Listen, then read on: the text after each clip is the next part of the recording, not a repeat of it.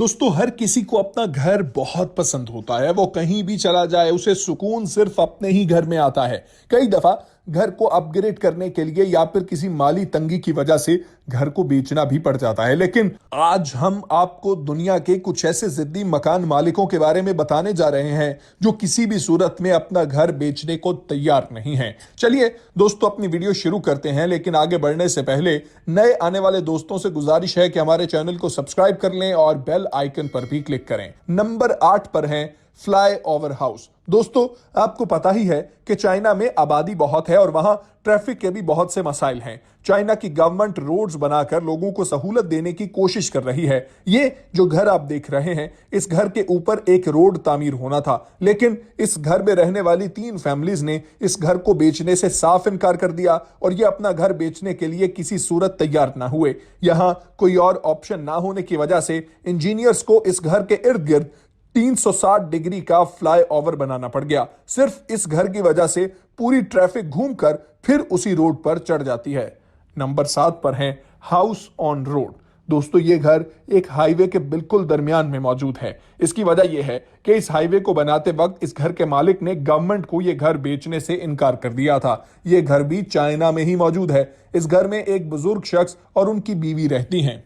उनके सब पड़ोसियों ने तो अपने घर बेच दिए क्योंकि यहां पर हाईवे बनना था, लेकिन इन बुजुर्ग ने अपना घर नहीं बेचा। उनका कहना था कि उनको घर की कीमत बहुत कम मिल रही थी। अब यह घर रोड के बिल्कुल दरमियान में आ गया है और यह 5 मंजिला घर एक उजूबा बनकर रह गया है।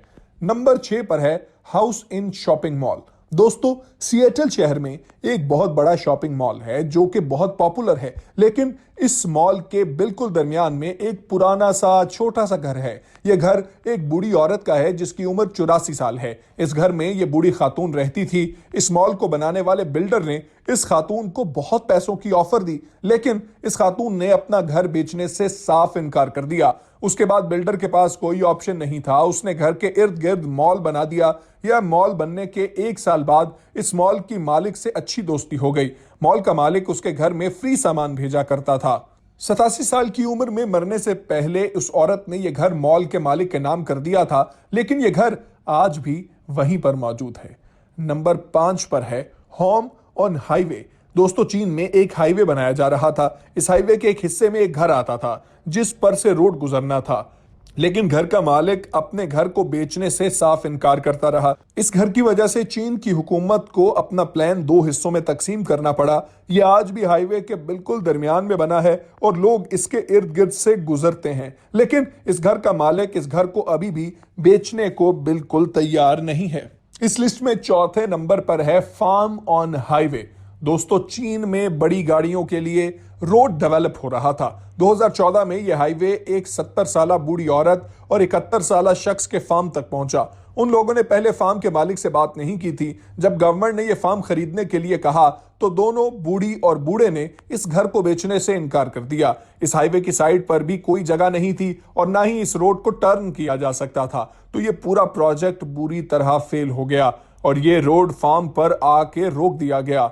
ये ओल्ड कपल किसी भी गाड़ी को फार्म में से नहीं गुजरने देते, लेकिन कभी कभार छोटी कार्स उसकी साइड से गुजर जाती हैं। चीन के लोग वाकई बहुत ज्यादा जिद्दी होते हैं।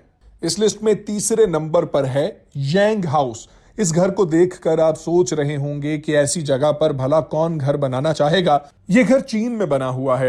यह एक बहुत बुरा 3 मंजिला घर है। इस घर और इसके इर्द गिर्द जगह पर बिल्डिंग्स बनाई जानी थी, लेकिन इस घर के मालिक यांग ने इसे बेचने से इनकार कर दिया।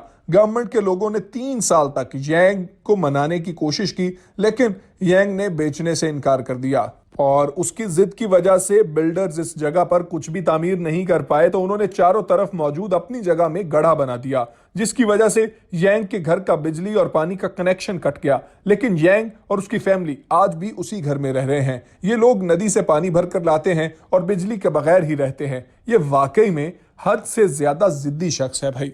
नंबर 2 पर है फार्म इन जापान एयरपोर्ट। दोस्तों जापान में टोक्यो शहर में एक नरीता एयरपोर्ट है। जब यह एयरपोर्ट बनाया जा रहा था तो बहुत से किसानों ने अपनी जमीन को बेचने से इनकार कर दिया था। किसानों की यह जमीन एयरपोर्ट के दरमियान में आ रही थी। बहुत सारे फार्मर्स ने अपनी जमीन नहीं बेची और गवर्नमेंट को यह एयरपोर्ट छोटा करना पड़ा। इस एयरपोर्ट पर 3 रनवेज बनाए जाने थे, लेकिन अब इसमें सिर्फ एक ही रनवे है। 1978 में लोगों ने लीगल केस करके अपने फार्म गवर्नमेंट को नहीं दिए। अब जहाज इन फार्म हाउसेस से सिर्फ 40 मीटर की दूरी पर उतरते हैं और किसान दिन में टेक ऑफ और लैंडिंग के नजारे ही देखते रहते हैं। तो दोस्तों, अब बात करते हैं सबसे जिद्दी हाउस ऑनर की, तो वो वॉशिंगटन हाउस का ऑनर है। दोस्तों, वॉशिंगटन में प्रॉपर्टी का रेट हद से ज्यादा है क्योंकि वहां पर बिल्डिंग्स के जाल बिछे हुए हैं। वॉशिंगटन में एक शख्स रहता था जिसका नाम ऑस्टन था। उसके पास एक घर था जिसको रियल स्टेट बिल्डर्स खरीदना चाहते थे क्योंकि उस घर की लोकेशन बहुत अच्छी थी। उन बिल्डर्स का इरादा वहां ऑफिस बिल्डिंग्स बनाने का था। उस घर के लिए उन्होंने ऑस्टन को $3 मिलियन की ऑफर दी। यह वाकया 1980 का है। उस वक्त यह रकम हद से ज्यादा थी, लेकिन ऑस्टन ने अपना घर बेचने से इनकार कर दिया और अपने घर की जगह पर अपना पिज्जा बिजनेस स्टार्ट करने का फैसला किया।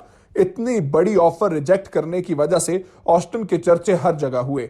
4 साल बाद उस घर के चारों तरफ बिल्डिंग्स बनने लगी। उसकी वजह से ऑस्टन का घर तीनों जगह से मुकम्मल तौर पर बंद हो गया और वहां पिज्जा बिजनेस भी ना हो सका। वो इस बात से परेशान होकर ऑस्टन ने घर बेचने का फैसला किया और कीमत $1.5 मिलियन रखी। इसकी कीमत बिल्डर की कीमत से आधी थी, लेकिन फिर भी यह घर ना बिका। आखिर अच्छा कस्टमर ना मिलने पर 2011 में ऑस्टन ने वो घर $7.5 लाख में ही बेच दिया। दोस्तों, आज के लिए बस इतना ही। हमने जिद्दी लोगों के बारे में आपको बताया जिन्होंने अपनी जिद की वजह से बहुत ज्यादा नुकसान ही उठाया है। अगर आपको हमारी आज की वीडियो पसंद आई हो तो इसको लाइक कीजिए, अपने दोस्तों के साथ शेयर कीजिए, हमारे चैनल को सब्सक्राइब कीजिए, साथ ही बेल आइकन पर क्लिक कीजिए। एक बार फिर हाजिर होंगे एक नई वीडियो के साथ जो आपकी मालूमात में इसी तरह से इजाफा करती रहेगी।